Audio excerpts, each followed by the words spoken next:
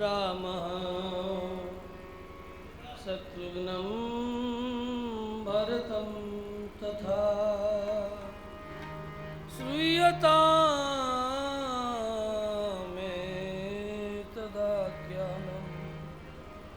अनयोर्वर्मवर्चसो।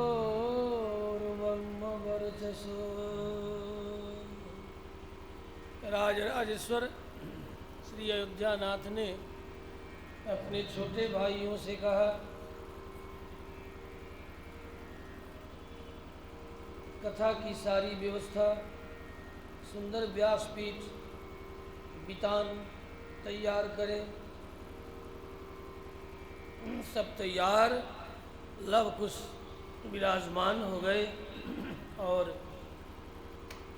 श्री रामभद्र की प्रेरणा पाकर श्री रामायण की कथा गान करने लगे। कथा कहने की प्रायः प्राचीन दो पद्धति है। एक पद्धति को मार्ग विधान कहते हैं, या कहो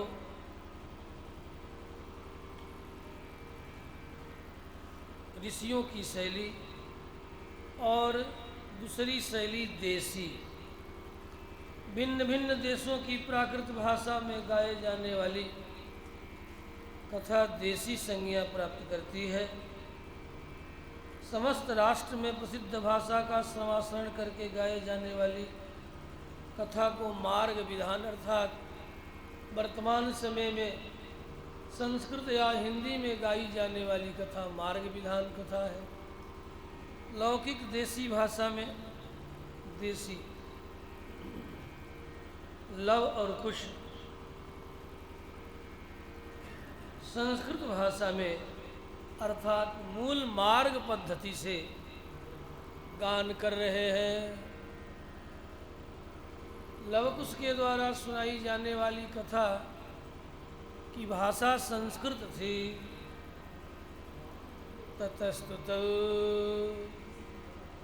ततस्तुतौ राम वचः प्रचोदिता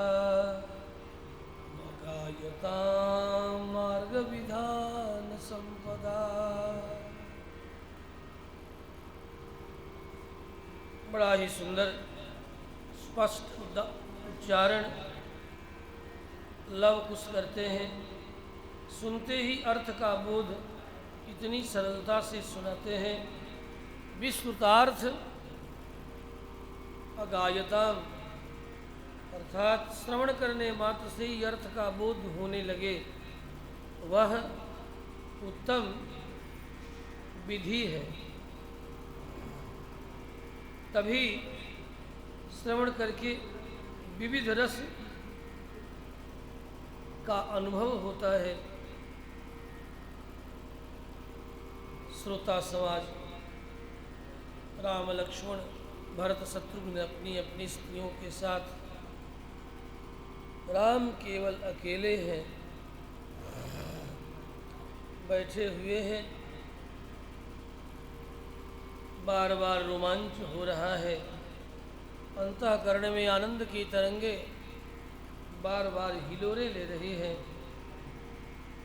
भगवत कथा का रस बार बार उछाल तरंगित हो रहा है। श्रोता समुदाय आत्मविस्मृत होकर के श्रवण कर रहे हैं। लादयत् सर्वगात्राणि मनांसि हृदयानि च समुद्राश्रय सुखं गेयम् तद्बभो जन संसदि।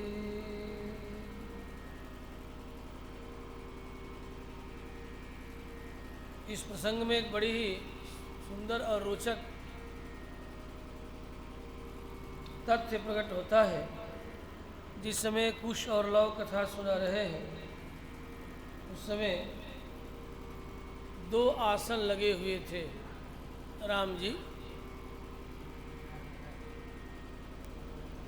के निमित्त।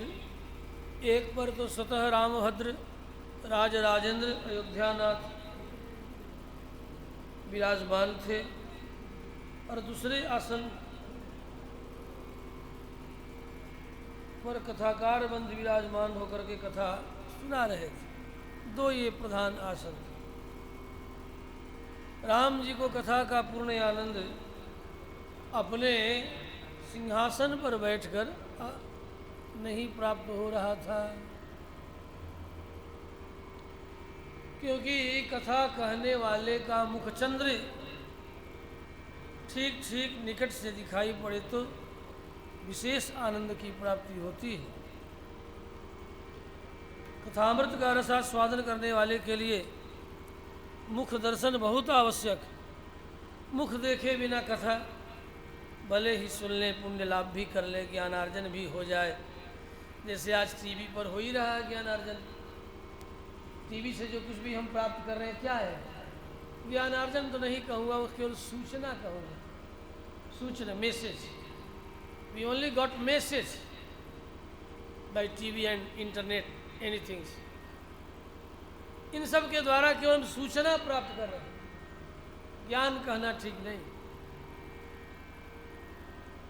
बोध तो गुरुमुखोच्चारण क्रमेण शब्द रास ग्रहण करने से ही बोध की प्राप्ति होती है। गुरुमुखात् उच्चारण अनुच्चारण क्रमेण शब्द राशि ग्रहणम अध्ययनम ज्ञान कारणम बोध कारणम अस्तु। रामभद्र उच्च आसन पर बैठकर कथा में विशेष इन्हें आनंद नहीं आ रहा है, और जब तक कथाकार के सामने न बैठे तब तक वो आनंद नहीं आता। भले किसी भी माध्यम से हम श्रवण कर ले सीधे, क्योंकि सीधे उसके द्वारा जो सात्विक कथाकार का ओरा मंडल है, उस ओरा के भीतर जब श्रोता होता है विशेष आनंद की प्राप्ति होती है। वह ओरा किसी भी अन्य साधन से नहीं प्राप्त हो सकता, किसी भी अन्य इलेक्ट्रॉनिक माध्यम के साधनों से नहीं प्राप्त होने को। वह तो प्रत्यक्ष ही संभव है बंधुओं।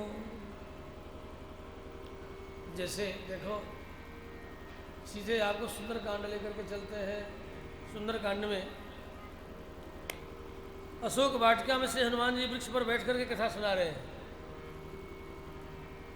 रामेति मधुराम वाणी, राम इस तरह रामेति मधुराम वाणी,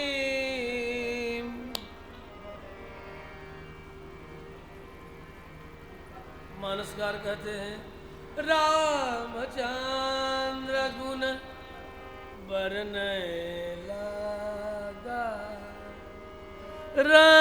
रामचंद्र गुण बरनय लागा, सुनता ही सीता, सुनता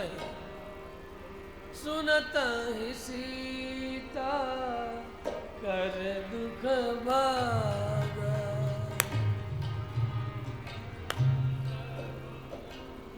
बरनन लागा, रामचंद्र गुण बरनन लागा, सुनत सीता कर दुख भागा, रामचंद्र गुण बरनन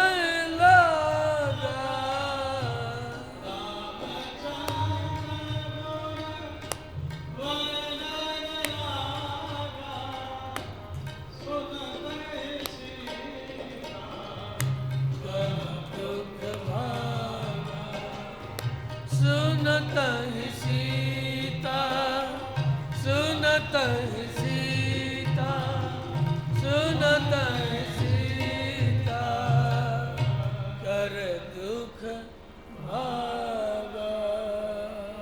सुनत ही, सुनते ही, यदा श्रुतम तदैव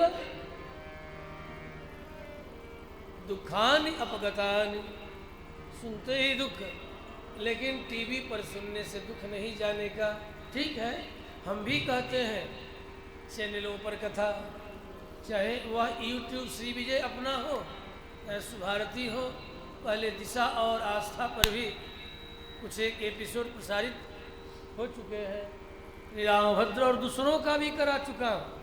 पुल के यज्ञ में चिन्मयानंद को बुला करके आस्था भजन पर प्रसारण कराया था, अप्रैल 16 से 22 तक। क्योंकि यज्ञों के कार्य में अधिक व्यस्तता के कारण कथा सुनाना कठिन हो जाता है। इतने कार्य होते हैं कि कठिन होता है। फिर भी कथा की प्रीति व्यक्ति को सारे कार्यों की विस्मृति करा देती है।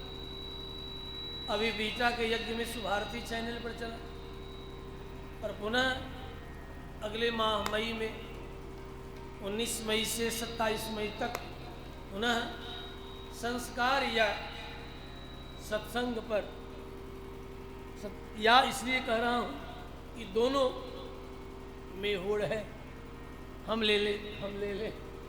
और देखे ठाकुर जी कथा किसको दे रहे हैं? श्री रामभद्र भगवान की। रामभद्र को उच्चासन पर, सिंहासन पर बैठ करके भाग कथा का आनंद ही नहीं प्राप्त हो रहा है। इसलिए धीरे धीरे धीरे धीरे अपने सिंहासन से उतर करके खिसकते खिसकते खिसकते खिसकते अपने भाइयों के मध्य में ऐसे आ गए। एक तरफ भरत है, दूसरी तरफ लखन है। इन दोनों भाइयों के मध्य में पीछे से रामभद्र आकर के खिसकते हुए बैठ गए। कथा इतनी अच्छी लगी कि अपना सिंहासन पर न रह सके। राम को भी कथा इतनी गौरवशालिनी है कि रामभद्र को भी अपना सिंहासन छोड़ करके जमीन पर ला करके बिठा देती है। ये महिमा यदि किसी की है तो केवल और केवल कथा की महिमा है।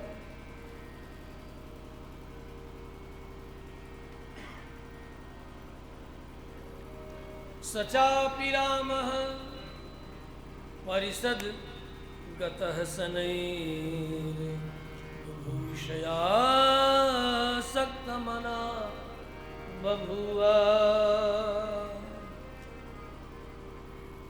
बड़ा सुंदर भाव हमारे पूर्वाचार्य श्रीमान गोविंद राज जी ने व्यक्त किया है। जब धीरे धीरे राम जी खिसक करके लवकुश के सामने उपस्थित होते हैं, बड़ा सुंदर भाव उन्होंने दिया कि यदि रामभद्र चाहते तो खड़ा होकर के भी जा सकते थे, चल करके भी जा सकते थे, खिसक करके क्यों जा रहे हैं? धीरे धीरे खिसक खिसक करके जा रहे हैं। इसलिए यदि राम ने सोचा यदि मैं सिंहासन से उतर करके खड़ा होकर के जाऊंगा तो श्रोताओं का मन कथा से भटक जाएगा, मेरी ओर ही लोग देखने लगेंगे, सब लोग उठ करके खड़े हो जाएंगे, कथा का रसभंग हो जाएगा। इसलिए कथा में बातें करना, उठना, बैठना, दाएं बाएं इत्यादि, हाथ पैरों को फैलाना, इत्यादि करना, ये सब कथा के दोष माने गए हैं। जिससे रसभंग न हो, कथा के मध्य में कोई और बातें कोई और श्रोता सुनाने लगे, उसे ब्रह्महत्या का दोष माना गया है। इतना भयंकर दोष। कथा के मध्य में किसी भी प्रकार का व्यवधान खड़ा करने वाले को दोष भयंकर लगता है। श्री रामभद्र भगवान की। इसलिए धीरे धीरे उतर करके आए। सरामोपि शनैः, अतः महर्षि ने कहा सचापि रामः परिषद गतः शनैः। शनैः धीरे धीरे धीरे धीरे धीरे धीरे धीरे धीरे खिसकते खिसकते कोई देख न सके, किसी का ध्यान न जा सके कि मैं किस तरह सिंहासन से उतरा, कब उतरा, कैसे उतरा, किसी का ध्यान भंग न हो। और चले आए बिना खड़ा हुए, खिसक गए। रसभंग जिससे न हो वैसा किया, अर्थात कथा के रसभंग जिससे न हो वही कार्य श्रोता वक्ता को करना चाहिए।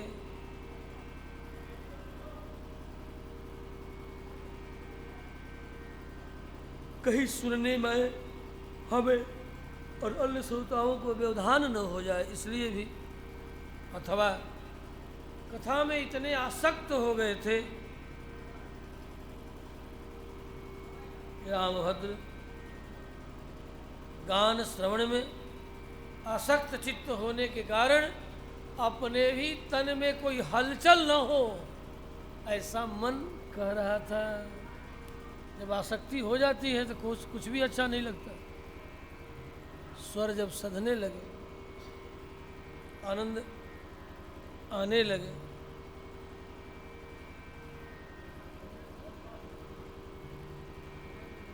कुश और लव वर्णन करते हैं। राजर्षि इक्ष्वाकु कर्मयोगी थे। जिस तरह भगवान श्री कृष्णचंद्र अपने प्रिय शिष्य अर्जुन को भी कहा है, इमं विवस्वते योगम उत्तमानहमव्ययम् विवस्वान् मनवे प्राह मनोरिक्ष्वाकवे ब्रवीत्। विवस्वान् मनवे प्राह मनोरिक्ष्वाकवे ब्रवीत्। अयोध्या नाम नगरी, ऐसे ही कुछ सुनाए होंगे। अयोध्या नाम नगरी तत्रास्य लोक विश्रुता मनुना मानवेन्द्रेण या पुरी निर्मिता स्वयं। अयोध्या नाम नगरी तत्रास्य लोक विश्रुता मनुना मानवेन्द्रेण या पुरी निर्मिता स्वयं। अनुष्टुप छंद थोड़ा गाने में आसान भी है और कठिन भी है। आसान शब्दों को धर पकड़ में कठिन है, शब्दों के धर पकड़ में। अब धर पकड़ देखिए, धर पकड़ करिए। अयोध्या नाम नगरी, अयोध्या नाम नगरी, अयोध्या नाम नगरी, अयोध्या नाम नगरी तत्रास्य लोक विश्रुता मानवेन्द्रेण या पुरी निर्मिता स्वयं। रामायण शिरोकड़ी शिरोमणि इस श्लोक पर कहते हैं ये कैसी नगरी है? लोक विस्तृत नगरी है। लोकांतर में इस नगरी को सब लोग जानते हैं, स्वर्ग आदि लोकों में प्रसिद्ध है अयोध्या नगरी। और स्वयं आविर्भूत नगरी है, किसी ने बनाया नहीं है अयोध्या को। अयोध्या प्रकट नगरी है। मनुना मानवेन्द्रेण या पुरी निर्मिता स्वयं, स्वयं निर्मिता। मनुओं की परंपरा में आदि मनु, पवन विवस्वान, विवस्वान मनु के द्वारा इस नगरी को स्वयं प्रकट किया गया है। विवस्वान के समय में ये नगरी प्रकट हुई है। जैसे भगवान प्रकट हुए उसी तरह भगवान की ये नगरी भी प्रकट हुई है।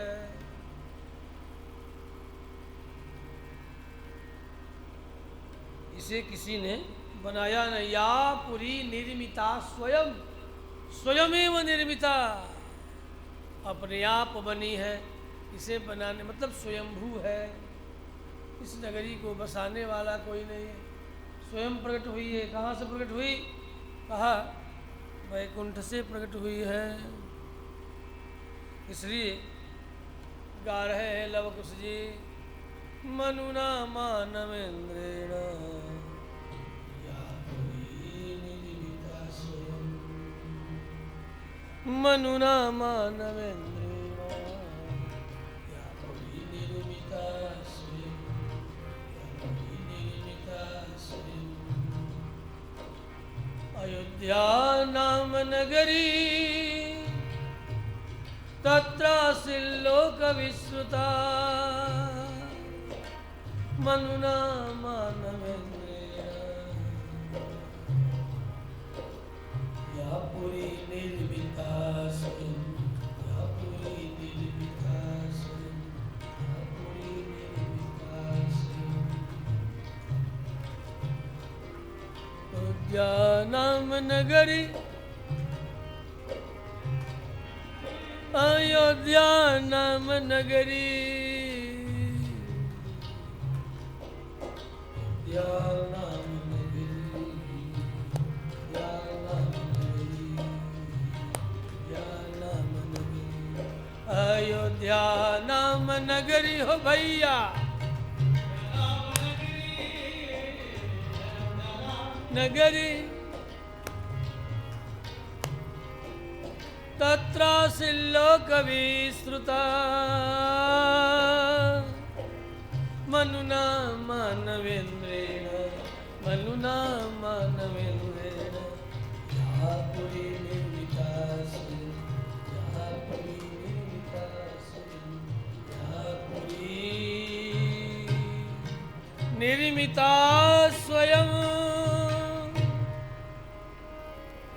स्वयं निर्मित नगरी है, इसे किसी ने बनाया, यही कहना मुख्य भाव।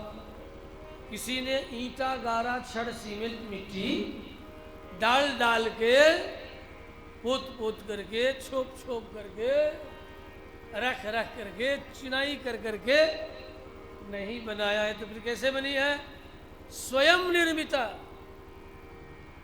मनुना मानवेंद्रेण, मानवों के राजा का नाम है मनु। हम लोग मनु क्यों, मानव क्यों कहलाते हैं? इसलिए कि हम लोगों के राजा का नाम है मनु। इसीलिए भले ये नालायक अंग्रेज हों, चाहे चाइनीज हों, चाहे जापानीज हों, चाहे नालायक इसलिए कहते हैं कि भारी नालायक है, सामान्य नालायक नहीं है, भयंकर नालायक। क्यों? आज भी लैटिन में मनस, अंग्रेजी में मैन, जर्मन में मेनस, मनुष्य भी। अभी हमारे पास, मैं गया था पटना में, तो एक अंग्रेजी, जर्मन और संस्कृत के लेखक मिले, जो हिंदी से अंग्रेजी और अंग्रेजी से जर्मन, 3 भाषाओं का शब्दकोश उन्होंने मुझे भेंट किया। अभी जो मैं छपरा गया था, उनसे हमारी मुलाकात हुई, तो मैंने उनसे कहा कि ये बताइए, जर्मनी में, जर्मन भाषा में मनुष्य के क्या कहते हैं? उन्होंने थोड़ा सा मनधा ऐसा कहा नहीं, तब आपको 100 वर्ष पुरानी जर्मनी भाषा का ज्ञान नहीं है।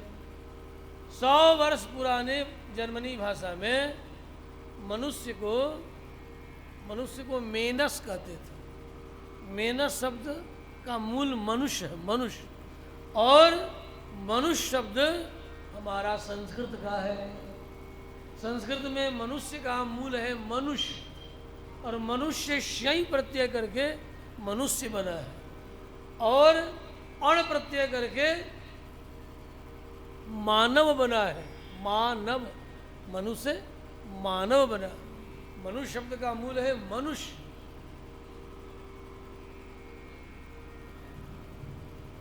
तो सभी इसलिए कह रहा हूं नालायक, अरे बुद्धू, बुद्धुओं, तुम छल कपट प्रपंच के द्वारा भारत पर भले विजय प्राप्त कर सकते हो, लेकिन भारत की मनीषा पर कभी विजय नहीं प्राप्त कर सकते। भारत भारत ही रहेगा, भारत की ब्रह्म विद्या पर कभी विजय नहीं प्राप्त कर सकता। भारत का एक भी ब्रह्म वर्चस्वी, देव वर्चस्वी जीवित रहेगा तो सनातन धर्म बीज के रूप में पुनः पल्लवित पुष्पित होकर के सारे विश्व में छा जाएगा। एक बीज रूप में मनीषा को जीवित रहना चाहिए, एक बीज रहना चाहिए, वही बीज पुनः पूरे विश्व में फैल जाएगा। और ये कोई नया नहीं है, सनातन धर्म संकुचित होता रहा है और पुनः अखंड ब्रह्मांड में सनातन धर्म की ही सत्ता छाई रही है। वह भी समय आया है, आज भी विश्व के कहीं भी अवशेष प्राप्त होते हैं उसमें सनातन धर्म के ही अवशेष प्राप्त होते हैं। किसी भी अन्य धर्मों का कोई धर्म था ही नहीं, धर्म तो एकमात्र सनातन ही। अन्य शब्द केवल, अन्य केवल पंथ हो सकता है, धर्म नहीं हो सकता, पंथ। जैसे सनातन धर्म का पंथ है बौद्ध पंथ, जैन पंथ है, जैन धर्म नहीं है, जैन पंथ है, बौद्ध भी पंथ है। सनातन धर्म से ही निकला पारसी पंथ है, सनातन धर्म से ही है। अरे बाबा, सबसे पहले सनातन धर्म से निकला है पारसी, जो कि एक हाथ का स्थंडिल, 4 अंगुल ऊंचा, एक हाथ का स्थंडिल, और एक दिन रोटी बना लो तो 10 दिन खाओ। उस रोटी का क्या नाम है? ब्रेड, टोस्ट, है ना? हिंदी में पाव रोटी, ब्रेड, टोस्ट। एक दिन पका लो तो 10 दिन का, महीनों दिन खाओ। तो ये यहाँ से पश्चिम की ओर भागे क्या, भगाए गए। जिन लोगों ने आचार धर्म का त्याग किया उन लोगों को यहाँ से बाहर भगाया गया। इसलिए हमारे यहाँ एक बहुत सनातन धर्म के, यद्यपि लगता है कि दोष है, लेकिन वह सनातन धर्म का गुण है, जो आचार से, विचार से, व्यवहार से रोटी में और बेटी में मर्यादा नहीं रखता, उसे हम अपने पंक्ति से बाहर कर देते थे। क्या करते थे?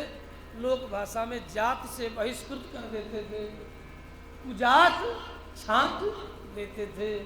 ऐसे छटे हुए लोग भागते थे और भाग भाग करके जहाँ जगह मिल गया वहीं अपना देश, राज्य, घर बसा लिया।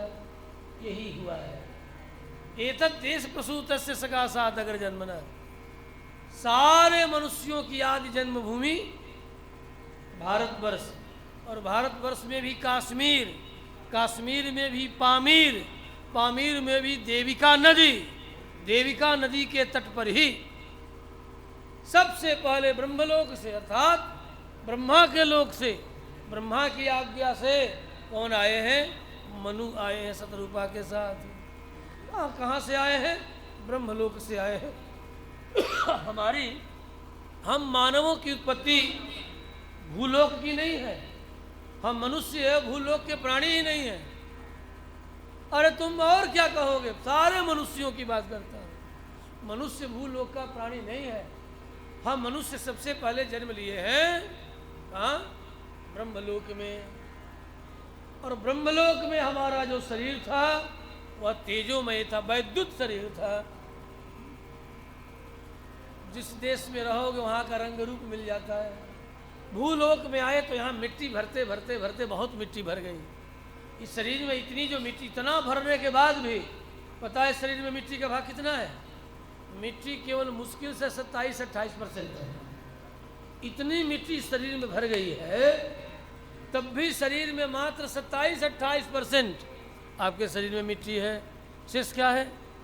शेष आकाश है, हवा है, पानी है, हाँ हो, आग है। शेष उस सब से भरा हुआ है। मिट्टी तो केवल 27% है, 72-73% ये आग, हवा और पानी से भरा हुआ है। हाँ? उसमें भी यदि देखो ठोस की दृष्टि से तो लगभग 70-72% पानी। उस पानी में आधुनिक लोग कहते हैं, लेकिन हाँ, ये ऐसा क्यों है? इसलिए ऐसा है कि पृथ्वी पर पानी 70-72% है आज भी। भले पीने योग्य पानी का अभाव हमारी अप्राकृतिक जीवन शैली के कारण नष्ट होता जा रहा है। यह मानवों के लिए नहीं, इस पूरे पृथ्वी के प्राणियों के लिए दुर्भाग्य है कि पीने योग्य पानी का धीरे धीरे अभाव हो रहा है। एक दिन ऐसा कहीं ना आ जाए कि पानी के लिए छीना झपटी, मारा पीटी, युद्ध हो जाए। पीने के पानी के लिए लोग आपस में लड़ेंगे। देखो कितने दिनों तक हमारे अपने ही राज्य में कावेरी जल विवाद, अपने ही राज्य में, अपने ही देश में, तमिलनाडु और आंध्र प्रदेश के साथ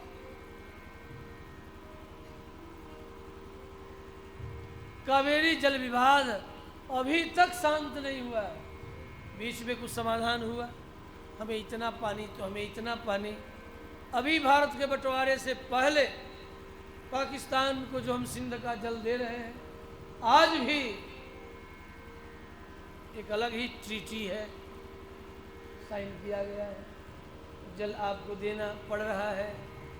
यदि भारतवर्ष पाकिस्तान को पानी रोक दे तो भूखे नहीं, पानी पिए बिना मर जाए। लेकिन ऐसा चूंकि हमें नहीं करना चाहिए, ऐसा हम नहीं करेंगे भी, क्योंकि हम तो वसुधैव कुटुंबकम वाले लोग हैं। अयम निजः परो वेति गणना लघु चेतसा। लघु छोटे चित्त वाले ऐसा सोचते हैं, हम लोग बड़े चित्त के लोग हैं।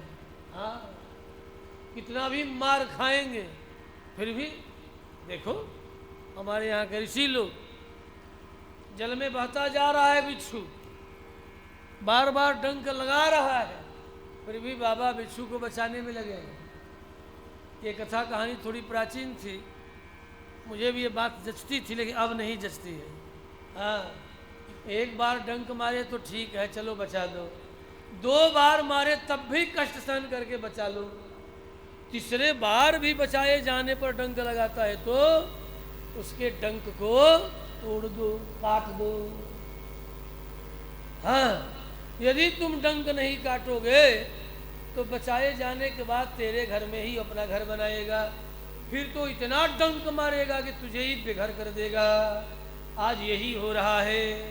वही बिच्छू है मुसल्लम ईमान, मुसलमान ये बिच्छू हैं, इन्हें बचा करके गंधासुर और जवासुर ने जो रखा, आज तुम्हारे ही घर में इतने डंक वाले हो गए हैं कि देखो 4 बजे भोर में जगा देते हैं। अच्छा करते हैं, चारों तरफ से माइक बजाते हैं, और सब में कुरान की बात मानेंगे, हदीस की बात मानेंगे, लेकिन माइक बजाने के विषय में न हदीस मानेंगे, न मजीद मानेंगे, न कुरान मानेंगे, माइक बजाएंगे आपके सिर पर। जब हर बात में कुरान मानते हो तो माइक काहे के लिए बजाते हो?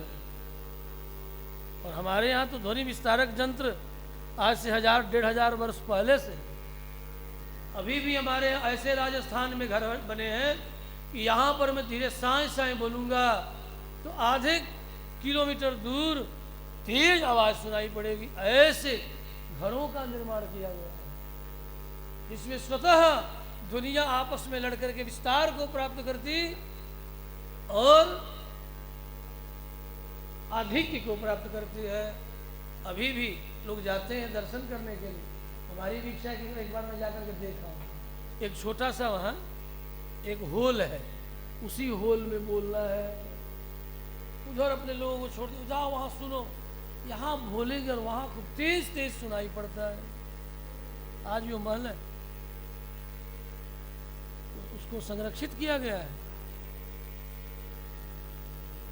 तो पहले इस तरह के ध्वनि विस्तारक यंत्र हमारे यहाँ पत्थरों को तराश करके बनाए जाते थे। आज इलेक्ट्रॉनिक सिस्टम से ध्वनि विस्तारक यंत्र बना है। पहले पत्थरों को तराश करके ध्वनि विस्तारक यंत्र बनते थे। इस प्रकार के कोणीय उसका संयोजन होता था कि निरंतर विस्तार को प्राप्त करते हुए अधिक तेज और अधिक दूर तक सुनाई पड़ते थे। श्री रामभद्र भगवान की गाना आरंभ किया है मार्ग विधान से। देखो भाई, पुरियों में अयोध्यापुरी 7 पुरियाँ मुख्य है, जानते हैं कि नहीं? 7 पुरियाँ, जिसमें अयोध्या पहली पुरी है। अयोध्या मथुरा माया, काशी कांची यवंतिका, पुरी द्वारावती चैव सप्तैका मोक्षदायिका। अयोध्या मथुरा माया, अयोध्या पुरी मस्तकम, पुरियों में मस्तक है अयोध्या। फिर मथुरा है ग्रीवा, माया हरिद्वार, काशी सब जानते हैं, कांची दक्षिण भारत में कांचीपुरी, यवंतिका उज्जैन, पुरी जगन्नाथपुरी, द्वारावती द्वारिका। ये 7 पुरियाँ मोक्ष देने वाली। इन 7 पुरियों में अयोध्या की महिमा वैभव सबसे अधिक है।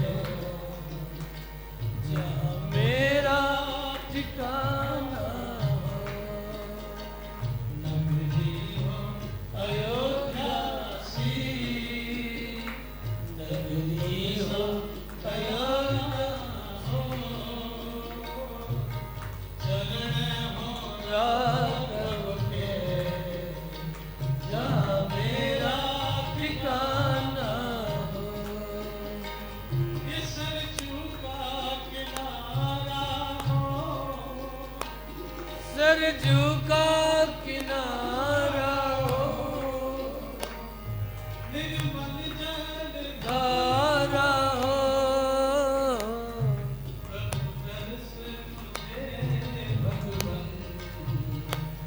जिस घड़ी तुम्हारा हो, भगवान जिस घड़ी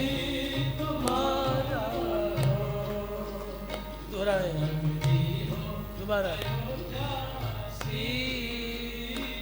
नगरी हो अयोध्या सी, रघुकुल सा घराना हो,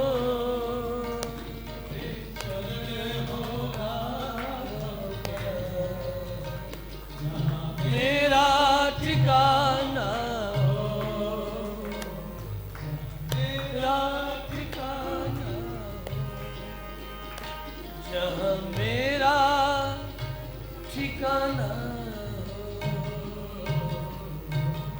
यही सोचकर भगवान विजय राघव की आज्ञा लेकर एक ठिकाना अवध में भी भगवान विजय राघव का बना है, जिसका नाम हरि सुदर्शन सदन रखा गया है। आप सब बीरन बिगहा मोहल्ला वासियों को आमंत्रित कर रहा हूँ, अयोध्या आइए और भगवान विजय राघव युवा शाखा हरि सुदर्शन सदन आप आइए, वहाँ आपको नगर दर्शन का अवसर मिलेगा और विश्राम, भगवान का प्रसाद, शयन सब 3 दिन फ्री, चौथे दिन से नो फ्री। पहले ही बता देता, 3 दिन फ्री, नो एनी चार्जेज, 3 दिन के लिए। अरे हो गया कब का बन के तैयार, AC, all rooms are attached and with AC, well maintain, सब तैयार हो गया। हाँ? अब तो यहाँ रामनवमी में मैं बता हूँ, वहाँ की मैंने प्रतिष्ठा का समय जब भी करूँगा नरसिंह चतुर्दशी में करूँगा। नवमी से नरसिंह चतुर्दशी 7 दिनों में प्रतिष्ठा का कार्य होगा और हर साल वैशाख शुक्ल पक्ष नवमी से पूर्णिमा पर्यंत, वैशाखी पूर्णिमा पर्यंत यही उत्सव होगा। 7 दिनों का उत्सव या 9 दिनों का उत्सव, पूर्णिमा में समापन होगा नरसिंह चतुर्दशी मना के, क्योंकि नरसिंह हरि सुदर्शन माने लक्ष्मी नरसिंह भगवान ही बैठेंगे वहाँ, निर्णय हो चुका है, इसलिए नाम है हरि सुदर्शन। हरि से नृसिंह अर्थ है, तो नृसिंह सुदर्शन भगवान वहाँ बैठेंगे। उनके लिए सारी योजनाएं पूज्य कांची प्रतिभाज भयंकर गादी स्वामी जी महाराज की मंगलानुशासन से ये सारी बातों का निर्णय हो चुका है। अब केवल मात्र भगवान के बैठने का जो सिंहासन होता है, पहले भागवतों के रहने के लिए व्यवस्था पहले किया गया, अब भगवान के बैठने का सिंहासन केवल एक उसमें रखना है, उसके बाद मूर्ति ला करके प्रतिष्ठा कर देना, इतना काम बाकी है।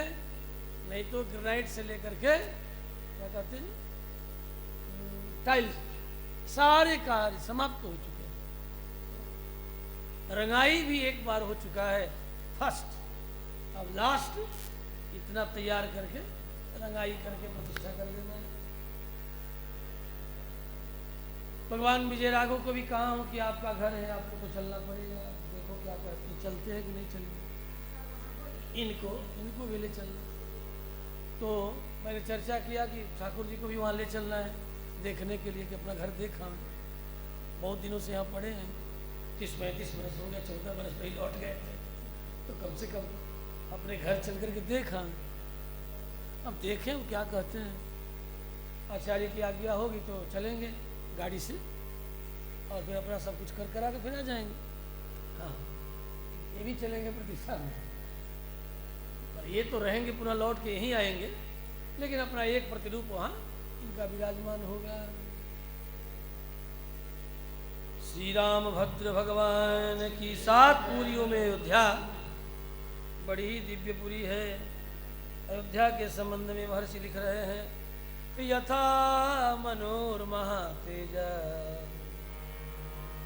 सालितंडुल संपूर्ण मीक्षुकांडरसोदका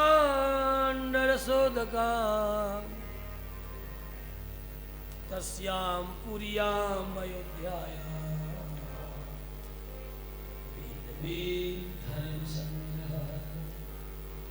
कैसी पूरी अयोध्या है, जिस अयोध्या के चतुर्दिक ईख की खेती और गम गम गम गम गमकता हुआ खेत में ही धान गम गम गमकता है। धान की क्यारियों से दूर रहो तभी ध्यान गम गम गमकता है, माह माह गमक रहा है। और धान से जब चावल निकल जाए तो पूछो मत, जिस घर में बने उस घर के चारों ओर ये पता कर दे कि हम अयोध्या के चावल बन रहे हैं या पक रहे हैं। हाँ, ऐसा। और उसमें भी अयोध्या से मीठा ईख दुनिया में कहीं नहीं होता जितना ईख अयोध्या का मीठा होता है। ये बात महर्षि वाल्मीकि कह रहे हैं। वर्तमान में भी अयोध्या से मीठा एक कहीं और नहीं होता। बिहार में भी पीर पैती का गुड़ बड़ा प्रसिद्ध है। हाँ, मधु के जैसा गुड़ पीर पैती में।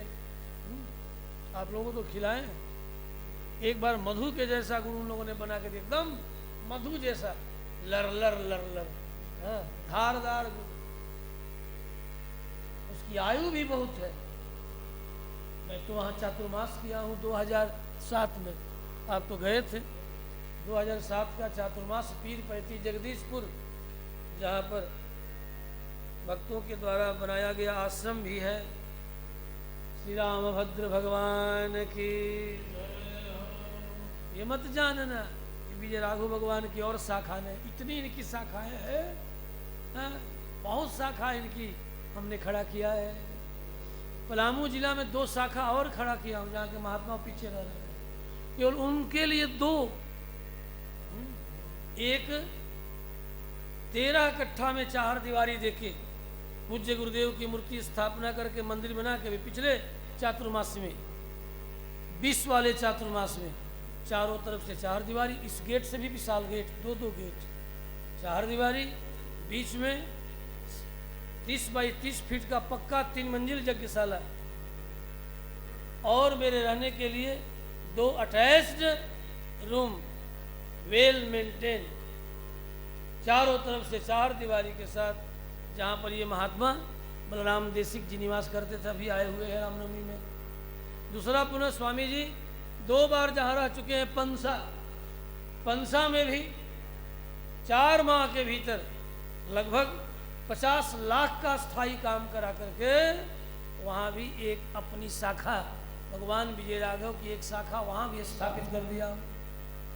इसके अलावा भगवान विजय राघव जिनकी शाखा है वृद्ध खैरा श्री वेणुगोपाल भगवान, वहाँ की ये शाखा है। वेणुगोपाल भगवान, ग्राम वृद्ध खैरा, विश्रामपुर क्षेत्र, प्रखंड पांडु, जहाँ के नामजद अध्यक्ष सह महंत पूज्य मुक्त सूरी ब्रह्मचारी जी महाराज थे, और जिन्होंने मुझे लिखित वहाँ का अध्यक्ष सह महंत बनाया है, लिखित बनाया है।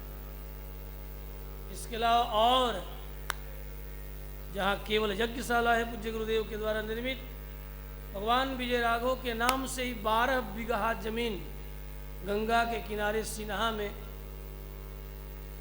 पुनः पांडेपुर के भगवान भी यहीं के शाखा है, जहाँ 12 बीघे जमीन, और वहाँ का भी बाई पेन एंड पेपर भगवान विजय राघव ही सरबराहकार हैं, यही सरबराहकार है, और इनके सेवा में बैठा हुआ व्यक्ति ही वहाँ का नामजद महंत है। लेकिन ये बड़े भोले हैं, आंखें बंद किए रहते हैं, खाओ पियो आनंद मनाओ, जिस दिन आंखें खुलेगी छोड़ करके भागना पड़ेगा। श्री रामभद्र भगवान की।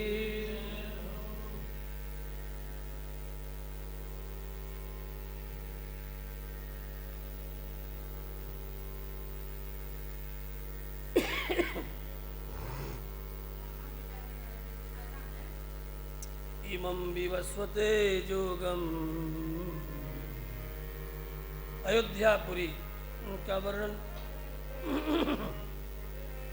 सालया श्वेत तंडूला, वाल्मीकि महर्षि कहते हैं सालया श्वेत तंडूला।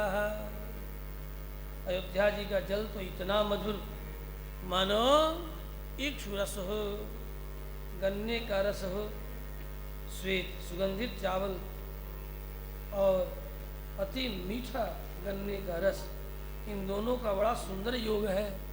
इन दोनों को एक साथ पका दिया जाए तो जिसको कहते हैं रसिया, रसिया, कहीं कहीं रसिया व भी बोलते हैं, ये रसिया है, रसिया। ईख के रस में चावल को पकाया जाए और ऊपर से गाय का घृत उसमें मिलाया जाए, फिर देखो दूध नहीं घी, हाँ, घी डाल करके भगवान को भोग लगाया जाए तो बनते ही जीवा पर टप टप टप टप पानी टपकने लगे। हाँ?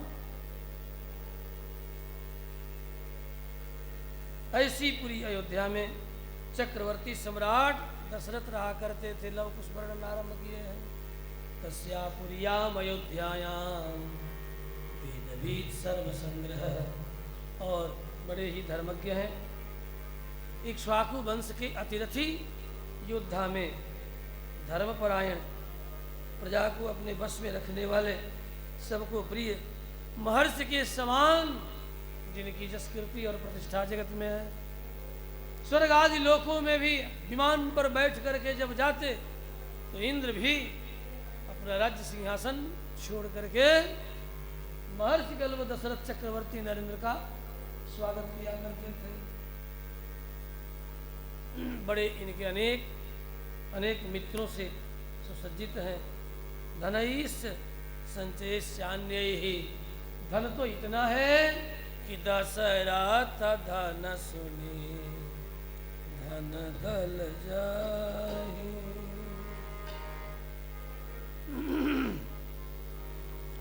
धर्म धुरंधर गुण निधि ज्ञानी, हृदय भगति मति सारंग पानी।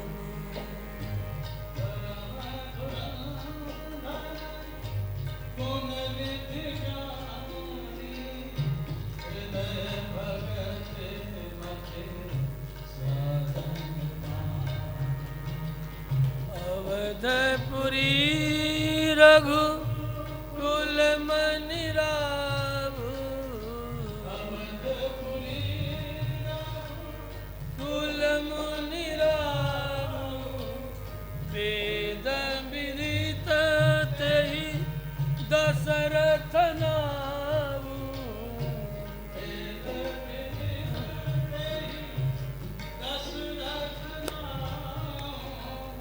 धर्म धुरंधर गुण निधि ज्ञानी, हृदय भगति मति सारंग पानी। धर्म धुरंधर गुण निधि ज्ञानी, हृदय भगति मति सारंग पानी। जिनके धन दौलत को देख करके कुबेर भी लज्जित हो जाते, परम गुणवान हैं। जिनके मंत्रियों में 8 प्रधानमंत्री, दृष्टि जयंतो विजयः, सुराष्ट्र राष्ट्रवर्धनः, अकोपो धर्मपालश्च, सुमंत्रः चाष्टमो धर्मी। पहले के जो प्राइम मिनिस्टर होते थे उनके जिम्मे 2 विभाग अवश्य होता था, एक फाइनेंस और एक रक्षा, पहले के मंत्री। इसलिए सुमंतः अर्थविद, जो सुमंत्र प्राइम मिनिस्टर है, प्रधानमंत्री हैं। 8 मंत्रिमंडल के सदस्यों में जो प्रधान ये 8 मंत्री हैं, इन 8 मंत्रियों में ज्येष्ठ और श्रेष्ठ जो होते थे वे अर्थविद होते थे। प्रजा से कितनी संपत्ति लेना, कितना कर लेना, पुनः प्रजा में उसे किस प्रकार संभाग में विभक्त कर देना, जिससे कि सभी प्रजा को समान रूप से लाभ प्राप्त, उसमें भी जो लाचार हो, गरीब हो, उन्हें अधिक प्राप्त हो। इस विधि को, इस क्रम को जानने वाले सुमंत्र हैं। सुमंत्र साक्षात वास्तव में सुमंत्र ही हैं। राजा का मंत्रिमंडल में अच्छे यदि मंत्री न हो, सात्विक मंत्री न हो, परोपकारी मंत्री न हो, अर्थज्ञ न हो, अर्थनीति को जानने वाले न हो, रक्षा नीति को जानने वाले न हो, कूटनीति को जानने वाले न हो, तो राज्य नहीं रह सकता।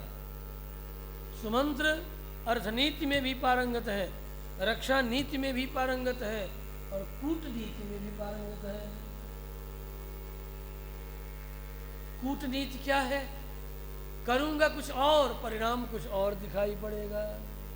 परिणाम पर नजर पहले है, उस परिणाम को प्राप्त करने के लिए अभी हमें क्या करना है,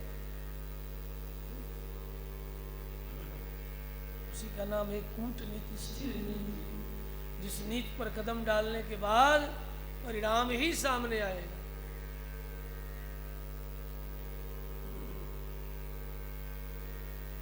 इसके अलावा किसी भी राज्य में प्रधानमंत्रियों की संख्या 8 से अधिक न हो, ये वशिष्ठ का मत है। भरद्वाज का भी मत यही है। और इन 8 के अतिरिक्त 8 और उपमंत्री हो। उपमंत्रियों में सुयज्ञ हैं, जाबाली हैं, काश्यप हैं, गौतम हैं। उपमंत्री लोग समय समय पर ही जाया करते हैं, जब आवश्यक हो, राजाज्ञा हो, नीति निर्धारण के लिए, लोकोपकार के लिए। उसमें मार्कंडेय भी हैं, जो कि चित्रकूट में निवास करते हैं। दीर्घायु हैं, कात्यायन हैं, जो यही गंगा के तट पर रहा करते थे। इसी बिहार प्रांत के कात्यायन, बिहार प्रांतीय, समय समय पर जाते थे, गंगा के तट पर रहते थे। बहुत बड़े वैयाकरण हैं, ऋषि हैं। इसी कात्यायन से कात्यायन गोत्र का प्रवर्तन हुआ है। आज भी बिहार में जो चतुर्वेदी ब्राह्मण है कात्यायन गोत्रीय, इन्हीं के ऋणी। सपार्थियो दीप्तिमवापयुक्तः तेजोमयैर् गोभिरिवोदितोर्कः। ऐसे राजा धर्मपूर्वक राज्यानुशासन करते हुए निवास कर रहे हैं। ऐसे प्रभावशाली होकर के भी एक बात की कमी थी। क्या थी? बेटा नहीं था। ऐसे चक्रवर्ती सम्राट हर प्रकार से धर्म कर्म में निष्णात होकर के भी पुत्रहीन थे। पुत्रहीन की पीड़ा इन्हें बार बार सताती। पुत्र प्राप्त करने के लिए 1 2 3 4 करते करते करते करते 360, कहीं तो 720 कन्याओं के परिग्रह पाणिग्रहण की भी कथा है। 360 विवाह कर लिए, एक एक करके। एक से नहीं हुआ तो पुनः किया, पुनः किया। इस तरह बेटा की इतनी भयंकर भूख, यह पत्नी संग्रह करते करते इतनी हो गई कि एक एक रात्रियों के लिए एक एक पत्नियां हो गई। हाँ हो, 360 या 366 जो कहो, इतनी हो गई। इतनी पत्नियों के संग्रह करने के बाद भी एक दिन देखा कि अरे ये तो पुत्र की भूख में इतनी पत्नियों का मैंने संग्रह कर लिया, लेकिन पुत्रो नैवच नैवच, संतान की प्राप्ति नहीं हुई। तस्य चैवं प्रभावस्य धर्मज्ञस्य महात्मनः सुतार्थं कप्यमानस्य नासीद वंशकरः सुतः। मेरे वंश को आगे चलाने वाला कोई बेटा नहीं, जो वंश को आगे बढ़ावे।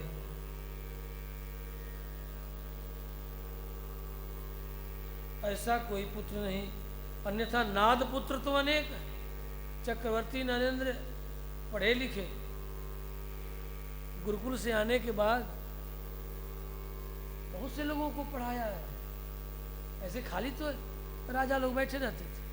ये आज न ये परंपरा हो गई, किसी से पूछो कि क्या करते हो, तो यदि राजनीति में है तो कहेंगे राजनीति करता हूँ। ये भी क्या है राजनीति? राजनीति करना क्या कोई जीविका का साधन है? दूर की बात नहीं है। अभी मात्र 50 वर्ष पहले वियतनाम का राष्ट्रपति बैल से हल जोतता था। होची मिन्स का नाम सुने? होची मिन्स, जिसने अमेरिका का छक्का छुड़ा दिया। अंत में अमेरिका भाग गया, होची मिन्स को आज़ादी देनी पड़ी। एक बार होची मिन्स आए भारत में उनसे पूछा पत्रकारों ने कि आप क्या करते हैं? कहा कि मैं खेती गृहस्थी करता हूँ। आप तो राष्ट्रपति हैं। हाँ, खाली समय में राष्ट्र की रक्षा, देश का कार्य करता हूँ, इसके अलावा खेतों में काम करता हूँ अपनी जीविका के लिए। वियतनाम का राष्ट्रपति 50 साल पहले की बात है, खेतों में काम करता है, हल चलाता है और जीविका के लिए कार्य करता है, और राष्ट्र की सेवा के लिए राष्ट्रपति भवन में बैठता है, अपने पेट के लिए, अपने परिवार के लिए हल चलाता है। ये तो बहुत निकट की बात है, और तुम्हारे भारत से दूर नहीं है। तुम चाहो तो पग पैदल वियतनाम जा सकते हो। पूर्वोत्तर राज्यों को पार करते हुए, बर्मा पार करते हुए दक्षिण की तरफ यदि सिर करोगे तो मणिपुर, इम्फाल इत्यादि आगे बढ़ते हुए तुम सबसे पहले कंबोडिया इत्यादि के बाद वियतनाम ही पाओगे। वहां तक हम लोग पैदल जाते थे, भारत के लोग पैदल जाते थे पग। अब सुना हो कि इधर कोई कॉरिडोर बन रहा है, सुना हमारे मोदी साहब बनवा रहे हैं कि वहाँ से बस चलेगी और बस से लोग यात्रा करेंगे वियतनाम से कंबोडिया इत्यादि, ओंकार वाट इत्यादि होते हुए तो बसें चलेंगी तीर्थ यात्रा के लिए। हम बृहत भारत की ओर बढ़ रहे हैं, हम बस पर बैठेंगे और तीर्थ यात्रा करने के लिए कहाँ जाएंगे? Angkor Wat Cambodia. यहाँ बैठेंगे अवध में, और बसें कहाँ से खुलेंगी? अवध से खुलेंगी। एक बात और आपको गुप्त बताई देता, एक गुप्त बात। बहुत शीघ्र यदि इसी तरह हिंदुओं का संगठन बना रहा तो दिल्ली भारत की राजधानी नहीं रहेगी, अयोध्या भारत की राजधानी होगी। और सारी तैयारी, ब्लूप्रिंट तैयार हो चुका है। ब्लूप्रिंट प्रथम पंचवर्षीय योजना में तैयार हो चुका है। अगले पंचवर्षीय योजना में इस 5 वर्ष में बहुत कुछ कार्य होगा, और अगला जो 5 वर्ष होगा उस ब्लूप्रिंट पर कार्य आरंभ होगा। हाँ ठीक है, भले मोदी जी न रहेंगे, हो सकता उम्र बहुत हो गई है, मोदी के बाद हमारे जैसा कोई जोगी आएगा। हाँ हो, जोगी के आते आते अवध भारत की राजधानी होगी। इसीलिए हम पहले से सतर्क हैं। मुझे जब ब्लूप्रिंट का पता लगा तो हमने कहा दादा जल्दी करो। जब मैं बरेली में था उसी समय ब्लूप्रिंट तैयार हुआ था। जब 10 सितंबर को जब आया, क्योंकि हमको तो तारीख इसलिए याद है, हम तो बलिदानी जत्थाओं में शामिल थे, ये सब याद रखते हैं। याद रखते क्या हैं? उन घटनाओं का मैं साक्षी हूँ, इसलिए वो मस्तिष्क में इतनी गहरे पड़े हैं कि वो तारीख, डेट और समय में भूल नहीं सकता। 10 सितंबर को 10 ये फैसला आ गया। उसके तत्काल बाद चातुर्मास व्यतीत होने के बाद ब्लूप्रिंट तैयार हुआ। गुप्त रहा। अब धीरे धीरे कानों ये बात अब आ रही है। ये सब गुप्त चीजें यदि कोई हवा न हो जाए, इसलिए बहुत कुछ काम ये जरूर है कि हिंदू इस देश के शत्रुओं को पहचाने लोग, और देश का प्रथम शत्रु इस देश में रहने वाले वे हिंदू हैं जो अपने आप को सेकुलर कहते हैं। सत्ता सेकुलर रहे, प्रजा को सेकुलर होने की बात संविधान में नहीं लिखी गई है। प्रजा अपने अपने विश्वास के अनुसार जीवन यापन करे और उनके विश्वास को सत्ता पुष्ट करे, सबके विश्वास को पुष्ट करे। एक बात। दूसरी बात, 1947 में अरे मुसलमानों, तेरे पूर्वजों ने अपना हिस्सा बांग्लादेश और पाकिस्तान के रूप में ले लिया है। अब 1 इंच भूमि पर मुसलमानों की आने वाली पीढ़ियां और वर्तमान की कोई अधिकार नहीं है। जिस तरह तूने अनल हक का नारा कश्मीर में 90 में दिया था, सतर्क हो जाओ, अब हम भी वही नारा देने की तैयारी कर रहे हैं। तुम मेरे ही डरे हुए डरपोक संतान हो। तुम हिंदू हो, या तो चले आओ सनातन धर्म, या तो भाग जाओ, नहीं तो मारे जाओगे। श्री रामभद्र भगवान की। एक पुष्पेंद्र कुल श्रेष्ठ इतना बोलता है, हम लोगों को इतना डर क्यों लगता है, समझ में नहीं आता। ये पुष्पेंद्र कौन सी बुट्टी खाकर कितना बोलता है, समझ में नहीं आता। और सुना कुलश्रेष्ठ है, कुलश्रेष्ठ का अर्थ समझते हैं ना, कुलेषु श्रेष्ठ कुलश्रेष्ठ, कुलेषु ब्राह्मण क्षत्रिय वैश्य शूद्रेषु श्रेष्ठ कुलश्रेष्ठ, कुलेषु श्रेष्ठ कुलश्रेष्ठ। कह भवत, कौन होता है, वही होता है। मैं तो भैया पुष्पेंद्र जी, कदाचित आपके कान तक हमारी बात पहुंचे, मैं आपका कायल हूँ, मैं आपको सुनता हूँ, हाँ, लेकिन आपकी बेचैनी का कारण क्या है कि आज तक पता न चला। इतनी ऊर्जा कहाँ से पाते हो यार, हाँ? कौन तुम्हारे पीछे है, हाँ? धर्म के लिए समर्पित हम लोग भी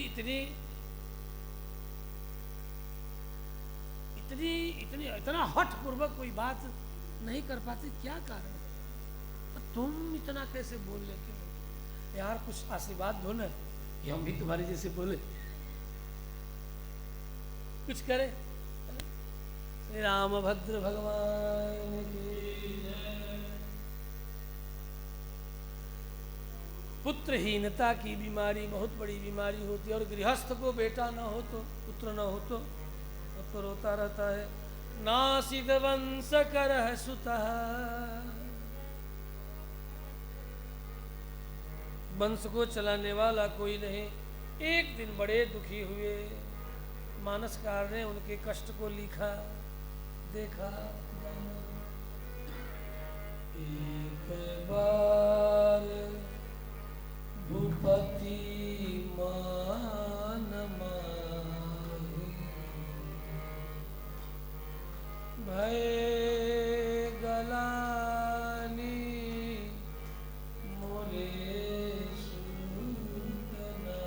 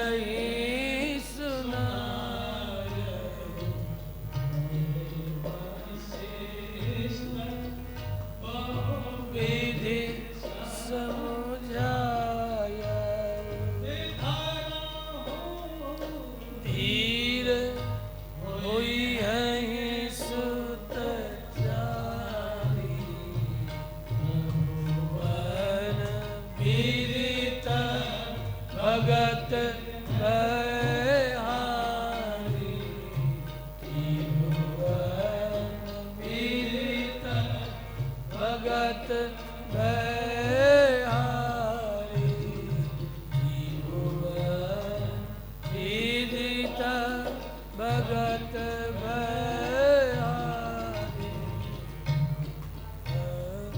विदित भगत भयहारी। रो रो करके दशरथ ने बुरा हाल कर लिया। हे गुरुदेव, सब पायमु रज पावनी पूजे, मोहि समय अनु भयमु न दूजे। सब पायमु, क्या नहीं पाया? आपके चरणों की पावरी पूज पूज करके। सब पायब रज पावनी पूजे, मोहि सम यह अनुभवयु न दूजे। किसी कोई अनुभव नहीं मुझे है कि गुरु के चरणों की पावरी पूजने का परिणाम क्या होगा। मेरे पूर्वज रघु से, इक्ष्वासु से लेकर के रघु पर्यंत हमारा वंश डूब रहा था। दिलीप ने नंदिनी की सेवा की आपकी आज्ञा से।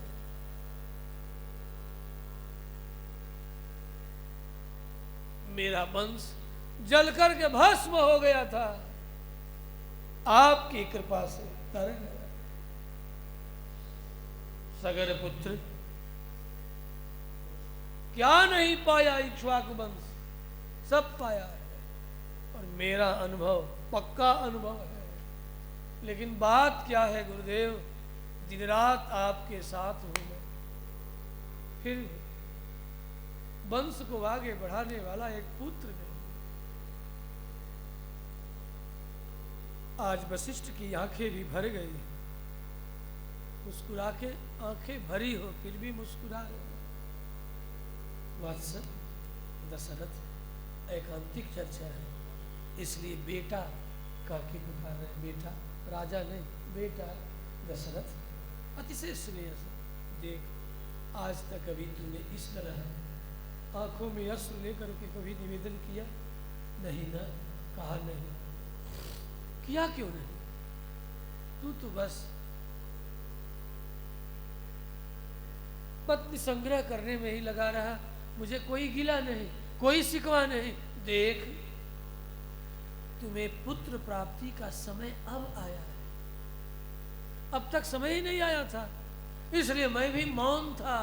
तेरे संबंध में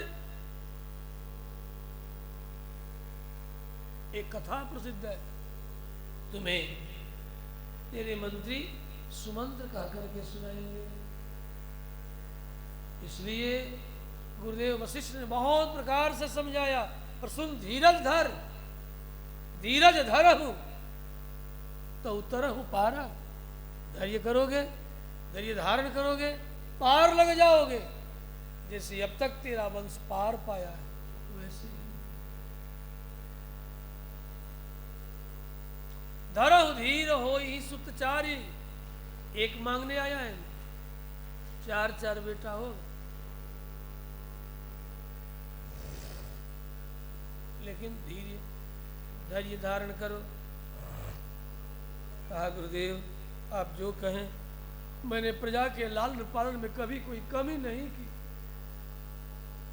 आखिर इतना बड़ा पाप ये कहां से प्रकट हो गया?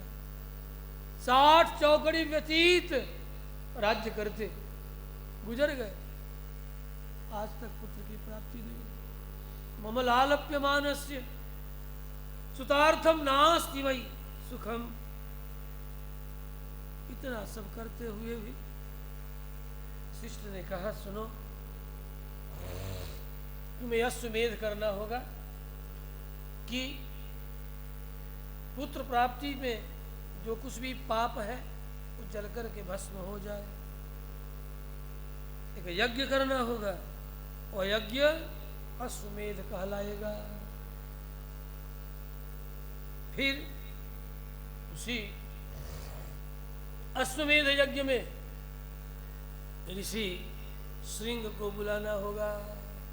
वे आएंगे और पुत्र काम यज्ञ करेंगे, आहुति करेंगे। साक्षात अग्नि देवता चरु लेकर के प्रकट होंगे, जो कि चरु तुम्हारे शरीर के सारे दोषों को नष्ट कर देंगे, सारे पाप को नष्ट कर देंगे। फिर तेरे ही शरीर से, तेरे ही कारण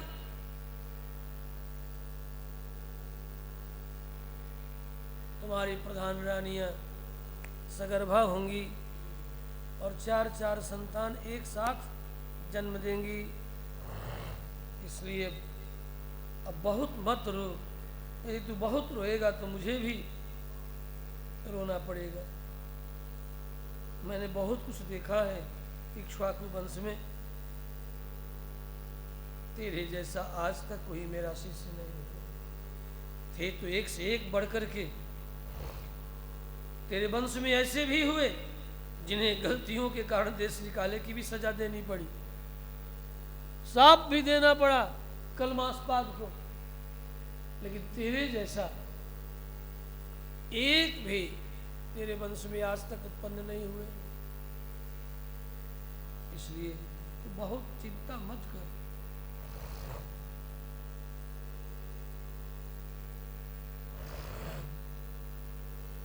चक्रवर्ती नरेंद्र पुनः सभा में भी यही बात निवेदन करते हैं। महर्षियों की सभा लगी और सभा में बहुविधि समझावा कि सभा हो और तुम प्रस्ताव कर, हम अश्वमेध यज्ञ करेंगे, प्रयोजन बताना।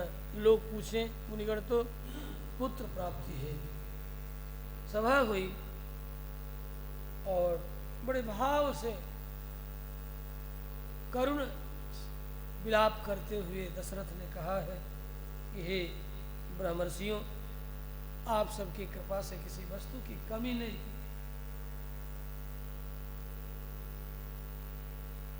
हर प्रकार का सुख प्राप्त होता रहा। अब केवल एक कमी है तो पुत्र की कमी है। मैं पुत्र प्राप्ति के लिए अश्वमेध यज्ञ करना चाहता हूँ। यक्ष्यामि अश्वमेधेन, ये मेरी इच्छा है। भगवान श्री हरि प्रसन्न हो और मुझे पुत्र की प्राप्ति हो। आप लोग कृपा पूर्वक अनुमति प्रदान करें, जिससे इस काम में मैं आगे बढ़ूं। राजा की प्रार्थना सुन करके सभी सभासद सब ने कहा साधु साधु साधु, चारों तरफ से साधु साधु। बहुत सुंदर राजन। ये सब मुनिगण तो यही चाहते हैं कि कोई ऐसा जजमान मिले कि रोज सुहाकार हो, रोज सुहाकार हो। एक दिन भी सुहाकार बंद होता तो हम लोग को अच्छा नहीं लगता, है ना? मन में बेचैनी होने लगती है। जल्दी सुहाकार शुरू, कथा कहने को न मिले और अग्नि में हवन करने को न मिले, बेचैनी हो जाती है। हाँ, ऋषियों की सहज दिनचर्या है। इसलिए यहाँ भी देखो यज्ञ हो रहा है, परिक्रमा और पूर्णाहुति का दर्शन करना चाहिए। खासकर मोहल्ला वासियों के लिए हर वर्ष नवरात्रि में अवसर उपलब्ध होता है। बाहर के भी लोग इधर कदा आते जाते हैं। वास्तव में भगवान श्री विजय राघव की उपासना के लिए सारा उपक्रम, ये कथा भी प्रधान श्रोता भगवान विजय राघव ही है और मैं वास्तव में उन्हीं को सुनाता हूँ। लोग कहते हैं अब फला को खबर क्यों नहीं करते, इतने आपके चेला सबको बुलाते क्यों नहीं? तो मैं कहा जिन्हें श्रद्धा होगी आएंगे, उन्हें पता है कि नवरात्र में मैं आ रहा था। हम बात करके बनियापा नहीं करेंगे, हमारा सिद्धांत ही कुछ और है। तुम्हारी श्रद्धा है, निष्ठा तो आओ, नहीं तो हम यही जानेंगे कि एक फूक चूल्हा में नहीं फूके, तेरे कान में फूक दिया, क्या हुआ? ऐसे नालायक शिष्यों से हाँ, मैं उनकी नालायकियत का ही बखान करूंगा। अब तुम सोच, इतना दुर्भिमान बढ़ गया और शिष्यों का अभिमान बढ़े, ये गुरु का कर्तव्य नहीं है। अभिमान रगड़ करके रखना चाहिए। हाँ, कभी भी अभिमान बढ़ने नहीं देना चाहिए। यदि अभिमान उसका बढ़ता है तो छोटा करते रहो, चाहे उसे कितनी भी हानि हो। हानि तो करेगा ही, मूर्ख शिष्य हुआ तो हानि करेगा, अब करता भी है सब उल्टा पुल्टा।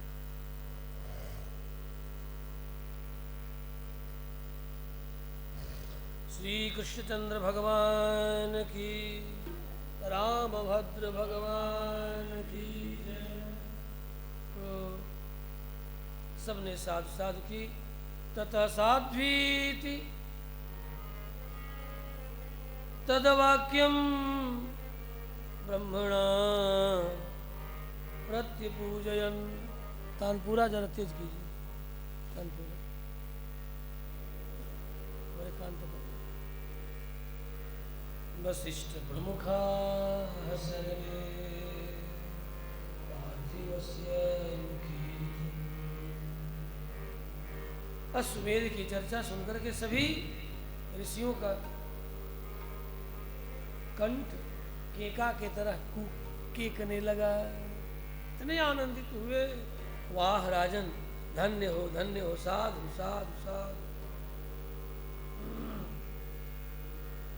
उसी समय एकांत में सुमंत्र जी ने पुरानी कथा राजेंद्र दशरथ को सुना दिया। ये नरेंद्र पूर्व काल में कृतयुग में भगवान संत कुमार ने ऋषियों की सन्निधि में एक बार एक कथा सुनाई थी, मुझे मालूम है। वो कथा आपके पुत्र की प्राप्ति के संबंध में थी। अच्छा, क्या थी? क्या गुरुदेव वशिष्ठ ने नहीं कहा? तो कहा तो कि आपका मंत्री सुमंत्र बताएगा, वो जानता है, अच्छी तरह आपको समझा देगा। तो बताओ ना, मेरे पुत्र प्राप्ति के संबंध में कौन सी कथा है? सुमंत्र जी ने कहा, उस समय संत कुमार जी ने कहा था कि महर्षि काश्यप के विभांडक नाम के पुत्र होंगे, उनके ऋषिशृंग नामक एक पुत्र होंगे। वे सदा वन में रहेंगे, वन में ही लालित पालित होते रहेंगे। वही आपको पुत्र प्राप्ति के लिए यज्ञ करेंगे। तब श्रृंगी ऋषि वशिष्ठ बुलावा,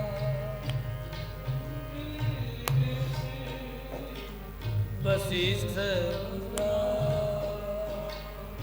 पुत्र काम शुभ यज्ञ करावा।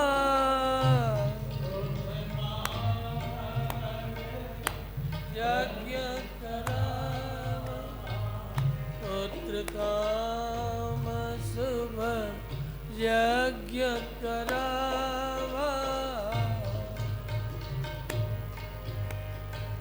श्रृंगी ऋषि वशिष्ठ बुलावा, श्रृंगी ऋषि वशिष्ठ बुलावा, श्रृंगी ऋषि वशिष्ठ बुलावा। सुमंत्र जी ने ये कथा सुनाई है। वे कोई और नहीं है राजन, वे आपके अपने दामाद हैं। भूल गए क्या? सुमित्रा की बेटी शांता को आपने गोद दिया था, रोमपाद। भूल गए? बहुत पुरानी बात हो गई, और भूल भी जाना चाहिए। उस बेटी को क्या, जिस बेटी को जन्म लेते ही 12वें दिन अपने मित्र की गोद में मैंने डाल दिया था।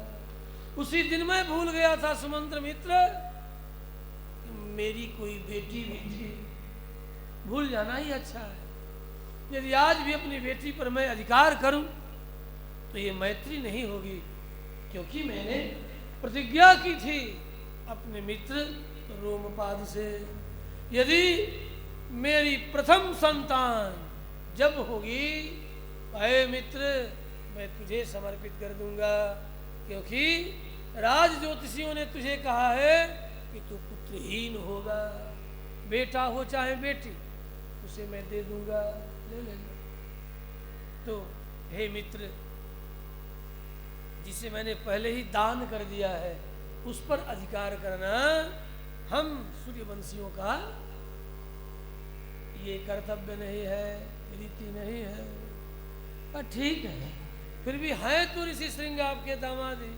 पर ठीक है, प्रयोजन बताओ। कहा बस आपको अपनी रानियों के साथ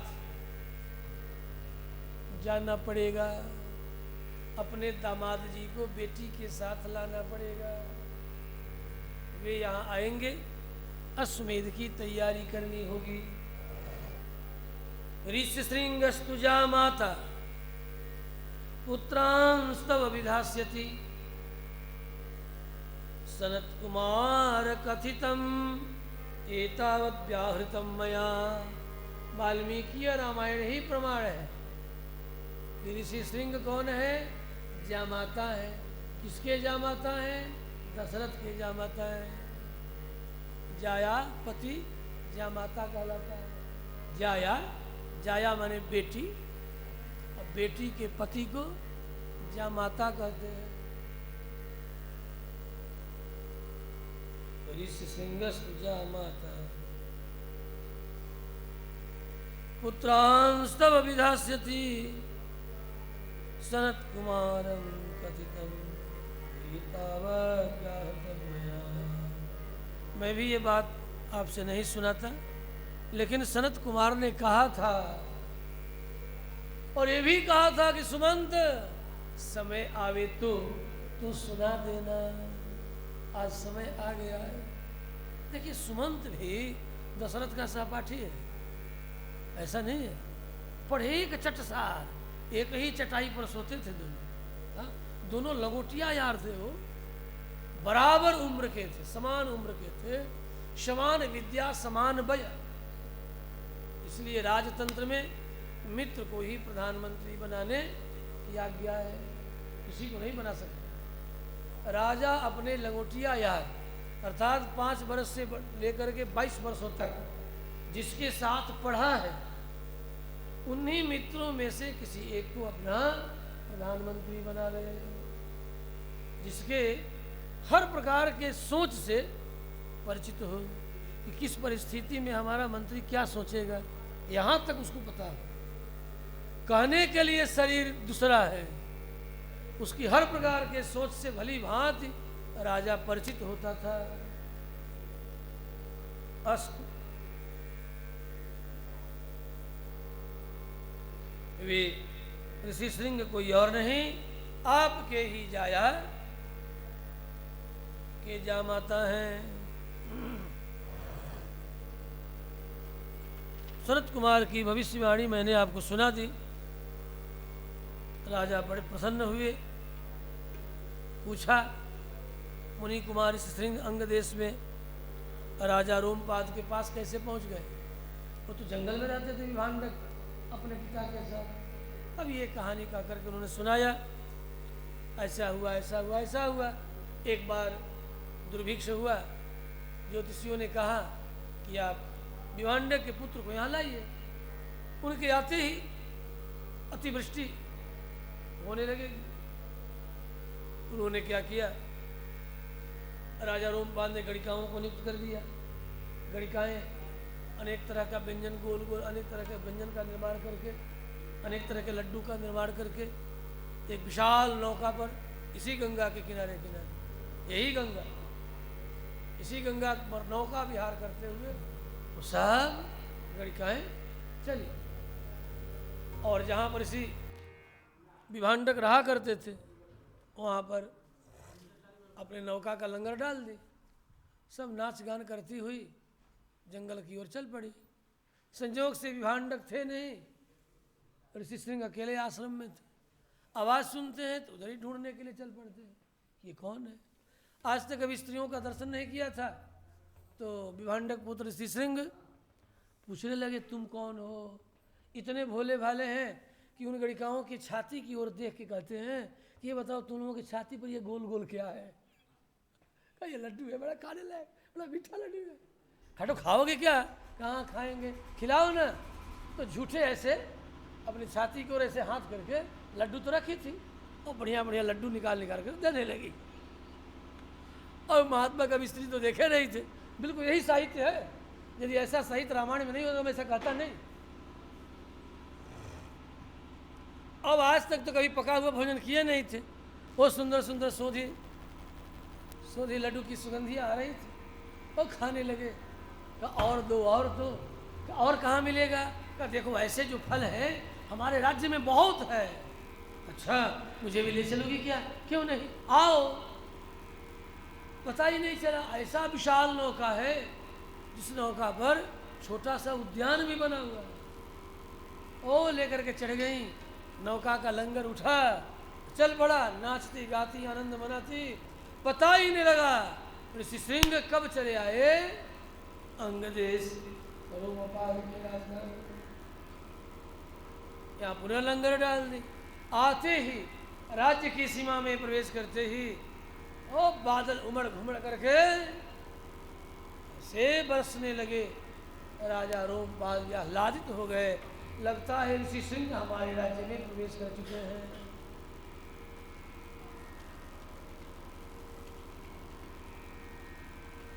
तत्र चानीयमाने तु विप्रे तस्मिन् महात्मनि बबर्ष सहसा देव जगत प्रह्लादयंस्तदा। महान वृष्टि हुई, धरा तृप्त हो गई, मयूर नृत्य करने लगे। ऋषि सिंह यहाँ आए, आते ही राजा रोमपाद ने शांता के साथ उनका विवाह कर देते हैं। इसके पीछे भी कई हेतु हैं कि अवश्य इनके पिता ढूंढते हुए आएंगे और जब सुनेंगे कि रोमपाद ने अपनी दत्तक कन्या का विवाह मेरे पुत्र श्रृंग से कर दिया है तो शायद संबंधी मुझे मान करके उनका क्रोध शांत हो जाए। इसलिए भी अपनी दत्तक कन्या शांता का या कहो शांति का विवाह कर देते हैं। शांति के साथ ऋषि सिंह अब आनंद पूर्वक रोमपाद की राजधानी अंग देश में निवास करने लगे।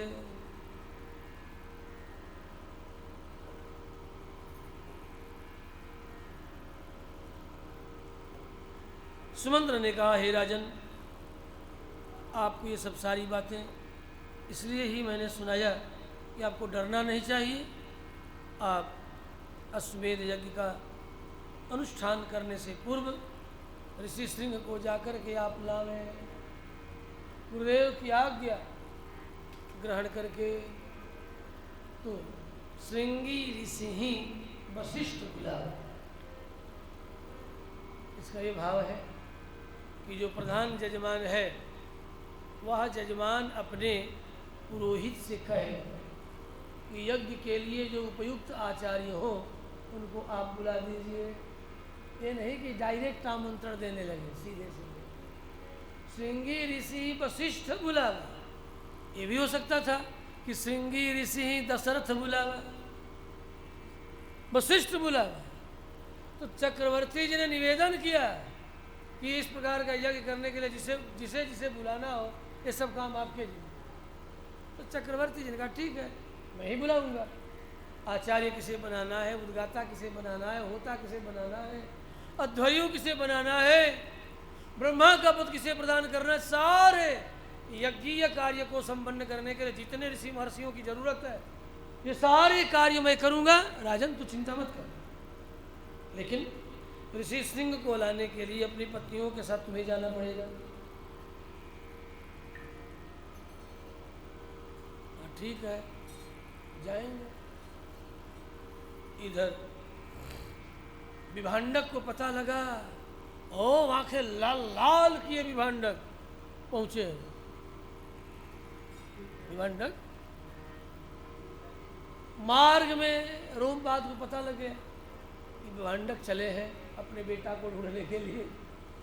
जहां कहीं भी मार्ग में इस रास्ते से आ रहे हैं, राजा रोमपाद ने विभांडक का ऐसा स्वागत किया है मार्ग में।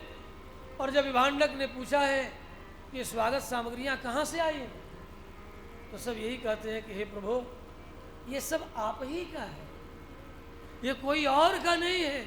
ये स्वागत सामग्रियां भी, स्वागत करने वाले लोग भी सब आपके दास दासियां हैं, और किसी के नहीं है। कहा सच? हाँ, ये सब आपके। जगह जगह इनका ऐसा स्वागत हुआ कि रोमपाद की राजधानी जाते जाते ऋषि विभांडक का क्रोध पानी पानी हो गया। ये भी मान गए। बड़ा राजा रोमपाद ने आने के बाद अपने, क्या कहेंगे, समधी कहेंगे ना, बड़ा स्वागत किया है, बहुत दिनों तक रह गए हैं। विभांडक भी यहाँ आकर देखा कि बेटा हमारा तो राजा की तरह हो गया है, हाँ? सारा राज्य पर इसी का अधिकार है और किसी का हक ही नहीं है। तो भले छल पूर्वक रोमपाद ने मेरे पुत्र को लाया, लेकिन यहाँ लाने के बाद कन्या दान करके मेरे ही पुत्र को सारा राज्य प्रदान कर दिया है। इस राज्य पर भले राजा रोमपाद है, लेकिन राज्याधिकारी मेरा पुत्र अपनी पत्नी शांता के साथ है। इसलिए विभांडक का क्रोध शांत हो गया। चक्रवर्ती जी अश्वमेध की तैयारी के लिए सबसे अनुमति प्राप्त कर लिए हैं। वस्तुओं का संचय हो रहा है और बड़े ही राजसी ठाट बाट के साथ अंग देश की यात्रा के लिए अपनी तीनों रानियों को साथ ले लिया। कौन रानियां? 3 हैं। पहली रानी कौन है? देखो भैया, भागवत की कथा करते करते मैं भूल जाता हूँ। हाँ, पहली रानी कौशल्या, क्योंकि राम कथा साल में कभी कभी करता हूँ। कौशल्या देवी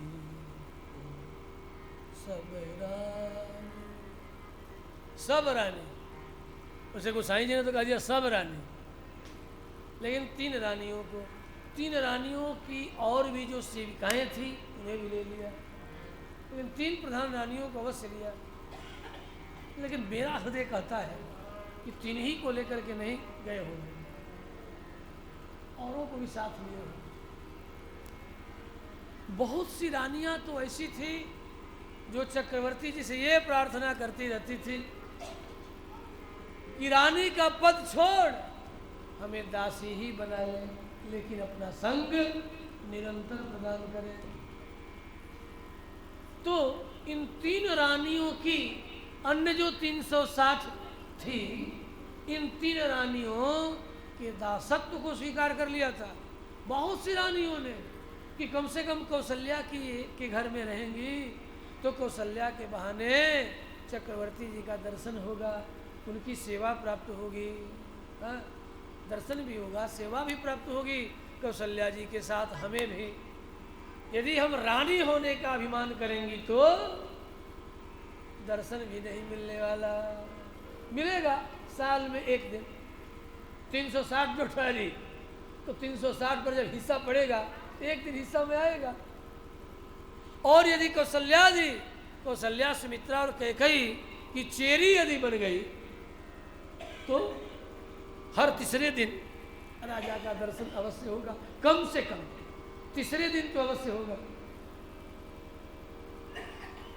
श्री रामभद्र भगवान की 7-8 दिनों में सुमंत्र जी के साथ, विश्वस्त मंत्रियों के साथ चक्रवर्ती दशरथ रोमपाद की नगरी अंगदेश चले आए। रोमपाद भी अपने बचपन के मित्र, गुरुकुल के मित्र दशरथ को पाकर के निहाल हो गए।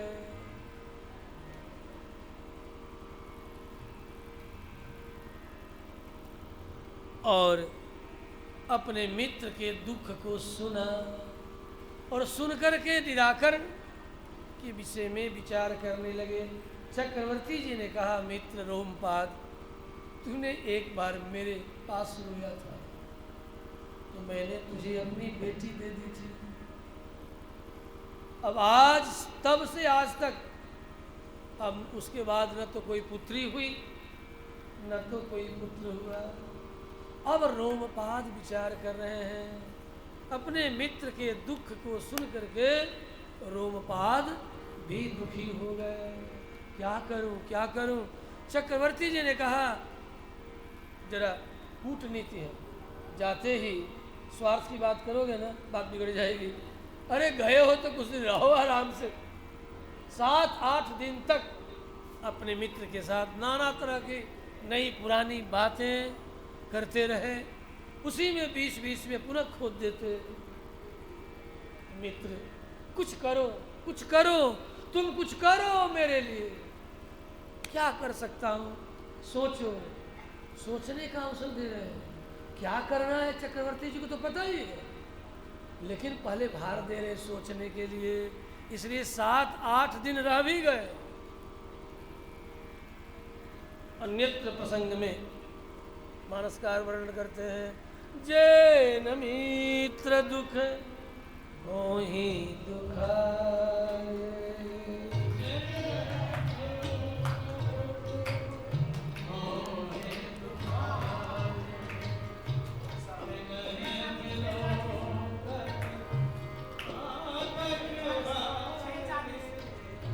जैन मूत्र दुख मोहि दुखाए।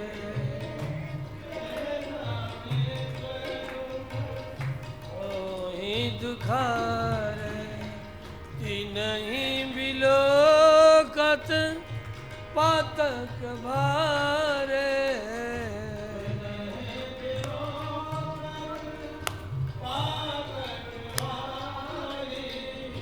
जैन मित्र दुख मोहि दुखारे।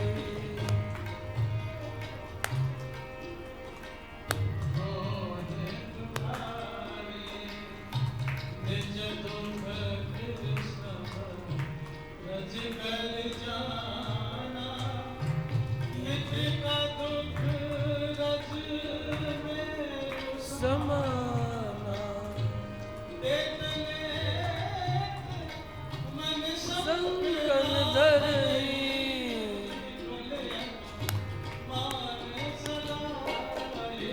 करही बल अनुमानी सदा हित करही बल अनुमानी सदा हित करही। हे मित्र, तुम जो कहो मैं करने के लिए प्रस्तुत हूँ। क्या करूँ, मुझे कुछ समझ में आता तो तेरे पास पूछने क्यों आता, तेरे पास कहने क्यों आता। तू मेरा बचपन का यार है, कुछ कर तू ही बता मुझे क्या करना चाहिए। का देख, चलते समय गुरुदेव वशिष्ठ ने एक बात कही थी। क्या? आप जाइए और इसी सिंह को लेकर के आइए। वे यदि यज्ञ कर देंगे, तुम्हारे दामाद यदि यज्ञ कर देंगे तो मैं पुत्रवान हो जाऊंगा। पक्की बात, बिल्कुल पक्की बात, अभी तैयार। उसी समय दौड़े है राजा मानो। मेरा हृदय कहता है राजा दौड़ पड़ा है उनका और इसी सिंह के पास पहुंच गए हैं। कहा बेटा तुम मेरे मित्र के पास साथ जाओ, ऐसा यज्ञ कराना कि मेरा मित्र शीघ्र ही पुत्रवान हो जाए। किसी महर्षि ने कहा है, महर्षि की बात मिथ्या नहीं हो सकती। वशिष्ठ जैसे महर्षि ने कहा है, वृथा न हो ही देव ऋषिमान। इसलिए जाओ। शांता 7-8 दिनों में कौशल्या, सुमित्रा और कैकेयी के माध्यम से, अन्य दासियों के माध्यम से परिचय प्राप्त कर चुकी है कि सुमित्रा मेरी माँ है, कौशल्या मेरी बड़ी माँ है और कैकेयी मेरी छोटी माँ। 7-8 दिनों में शांता का भी हृदय व्याकुल हो उठा है। क्या पता कब आई यहाँ, मैं तो आज तक यही जानती थी। और रोमपाद ने भी कहा कि बेटी तू सचमुच में मेरी दत्तक पुत्री है, गोद ली हुई बेटी है तू। आज ये बात रोमपाद ने खोला है। पिताश्री क्या ये सच है? हाँ तेरा सच्चा पिता ये चक्रवर्ती नरेंद्र दशरथ है। अब सोचो, ये सोचने की बात है, उस समय शांता के हृदय में कितना प्रेम उमड़ा होगा। मेरी आंखें कहती हैं कि अपने पिता को पकड़ करके बहुत रोई होगी शांता।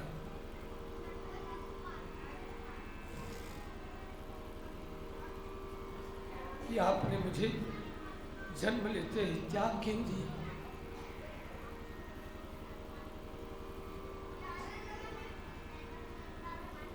जरूर दशरथ सुनाए होंगे अपनी प्रतिज्ञा और विवशता की बेटी क्या कहूँ, मैं अपने मित्र के साथ वचनबद्ध हो गया था।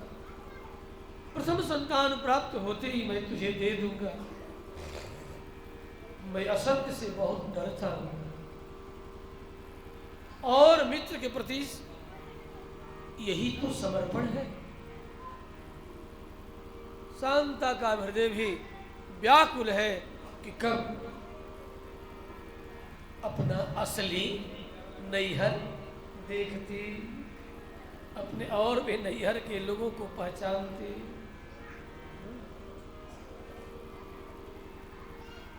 रोमपाद भी व्याकुल है। मित्र का कार्य जो करना है शीघ्र अतिशीघ्र।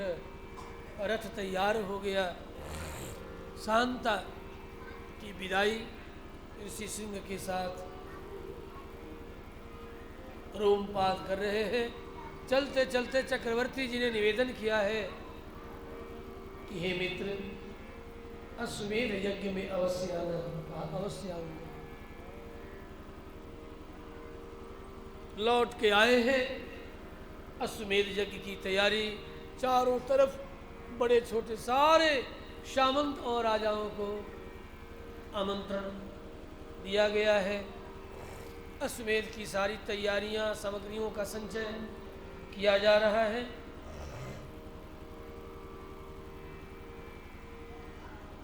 दिव्य ईंटे का यज्ञशाला, ईंटे का नींव, क्योंकि वेदों में इष्टिका चयन और इष्टिका निर्माण, इष्टिका माने ईंटा, ये कोई ईंटा आज का नहीं है। ठीक है, आज वाला ईंटा जरा लंबा चौड़ा हो गया है, लेकिन पहले का ईंटा बिस्किट जैसा होता था, मुश्किल से 4-6 अंगुल, छोटे छोटे ईंट जोड़े जाते थे। ईंट का निर्माण हुआ, फिर यज्ञशाला का निर्माण आरंभ हुआ, समय लगा।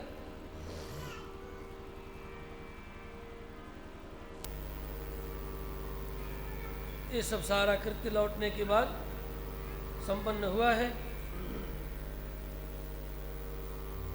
ततः काले बहुतिथे, बहुत सी तिथियां व्यतीत हो गई। कस्मिंश्चित् मनोहरे बसंते समनुप्राप्ते राज्ञो यष्टुम मनोभवत्। अब हम यज्ञ करेंगे। वशिष्ठ की आज्ञा हुई, बसंत ऋतु आ गई। शीघ्र ही अश्वमेध यज्ञ का घोड़ा छोड़ा जाए, पूजन पूर्वक, हवन पूर्वक, विधि पूर्वक। अश्वमेध यज्ञ का उत्साह पूर्वक सब कार्य किया जा रहा है। सबको दान मान से संतुष्ट किया जा रहा है। किसी को कुछ भी अनादर पूर्वक नहीं दिया जा रहा है, क्योंकि ऐसा दान जो आदर पूर्वक किया जाए उन्नति का हेतु बनता है, अनादर पूर्वक किया जाए तो अवनति का कारण बनता है। अवज्ञया न दातव्यम कस्यचित् लीलया पिवा। अवज्ञया कृतं हन्यात् दातारं नात्र संशयः। दिवसे शुभ नक्षत्रे निर्यातो जगति पतिः वसिष्ठं प्रमुखा सर्व एव द्विजोत्तमा।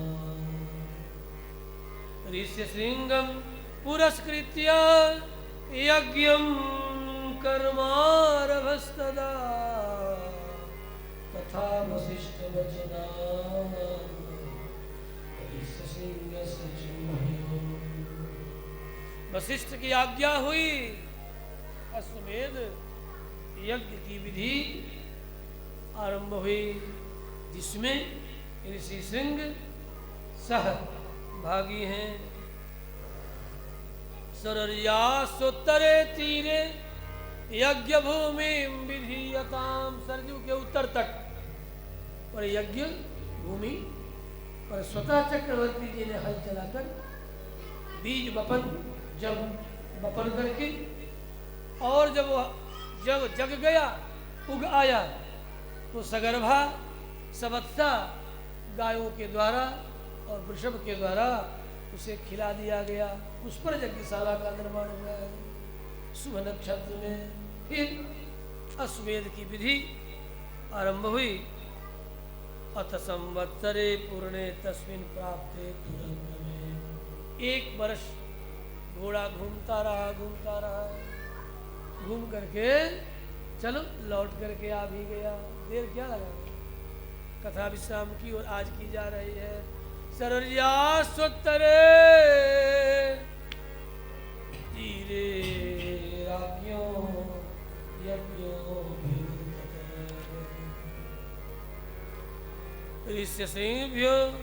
ऋषिभ्यो हि ददौ राजा धरां तां कुलवर्धनः भगवानेव महीं कृष्णाम् एको रक्षितुमर्हति। महर्षि वाल्मीकि ने बड़ा सुंदर एक वाक्य कहा है, व्याख्या नहीं करूंगा। यदि धर्मात्मा एक भी होगा तो सारी पृथ्वी का अकेले राज्य कर सकता है। एक भी होगा, एक धर्म पूर्वक यदि शासक होगा तो सारी पृथ्वी पर अकेला शासन कर सकता है। धर्म चित्त होना चाहिए। धर्म का बल बहुत बड़ा बल है। बहुत पहले समाजवादी लोग नाम तो लेते हैं लेकिन उनका काम नहीं करते। ऐसे नालायक वर्तमान के समाजवादी हैं, जिसमें बिहार के लालू भी हैं, उत्तर प्रदेश के मुलायम भी हैं। अपने को समाजवादी कहते हैं, लेकिन समाजवादियों का जो पुरोधा है कौन? लोहिया क्या कहा करते थे? उन्होंने 1962 में कहा है, आज भी वो डायरी पड़ी है। यदि कांग्रेसियों को कहा था यदि दीर्घ काल तक शासन करना है सम्यक तो धर्म की राजनीति करो। धर्म उन्हीं का वाक्य है। धर्म दीर्घकालिक राजनीति है। दीर्घकाल तक यदि शासक बना रहना चाहता है राज्य के ऊपर तो उसे धर्म को ही आगे रख करके चलना होगा। और इसी समाजवाद के उसी सिद्धांत को वर्तमान में भाजपा ने अपना लिया है। इसलिए जय जयकार तो करना चाहिए ना। श्री राम भद्र भगवान की मंदिर निर्माण की। मेरा तो मन कर रहा है कि मोदी जी महाराज की जय हो बोल दो। हाँ हो, भले तुम ईर्ष्या करो तो क्या हुआ, करो ईर्ष्या, क्या हुआ। तुम स्वार्थ के कारण व्यक्ति जो धर्म का नहीं है वो किसी का नहीं होता है। ध्यान देना, जो अपने धर्म का नहीं, जो न हमारे राम का सो कवने काम का, जो न हमारे राम का सो कवने काम का। तो जो भैया हमारे राम जी का काम करेंगे हा? हम तो उन्हीं की बड़ाई करेंगे, चाहे वो कोई भी हो ABCD में कोई भी हो, A हो चाहे B हो C हो चाहे, जो हमारे राम का काम करेंगे हम तो उनके साथ ही रहेंगे। जे न हमारे राम के से न कौन काम के। जे न हमरे राम के से न कवन काम के। तो अब पूर्णाहुति का समय हो गया, क्यों? आइए 2 बार हरिनाम स्मरण करते हैं। श्री राम जय राम जय जय राम।